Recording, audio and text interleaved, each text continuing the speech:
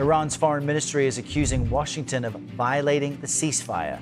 Over the weekend, U.S. Central Command says it launched self-defense strikes targeting Iranian radar and drone sites. CENTCOM says it was in response to aggressive Iranian actions, including the shoot-down of a U.S. drone. Iran says it retaliated with an attack on an airbase used by the U.S. CBS News senior national security correspondent Charlie D'Agata joins us live from Tel Aviv this morning. Good morning, Charlie. What do we know about these new attacks? Good morning, Errol. So defense officials we spoke with this morning told us this new round of strikes against Iranian targets took place right on the Strait of Hormuz. One was on the coast, the other was on an island in this latest military escalation during this fragile ceasefire. Just last week, the Iranian military released video claiming to show the shoot-down of a U.S. Reaper drone, airing footage of the wreckage on state TV.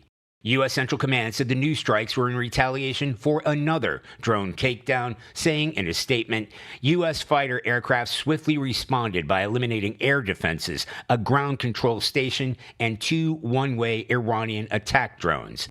The U.S. has lost at least 24 multi-million-dollar Predator and Reaper drones, primarily to Iranian fire, since the war began. Iran claimed new attacks too, saying its forces targeted a U.S. airbase that had launched attacks on southern Iran, without specifying the location of that base. While air raid sirens sounded in Kuwait this morning, home to multiple U.S. military facilities. Amid these dramatic escalations, President Trump insists progress is being made, saying on Truth Social overnight, Iran really wants to make a deal, and it will be a good one for the USA and those that are with us. Critics, he said, should just sit back and relax. It will all work out in the end.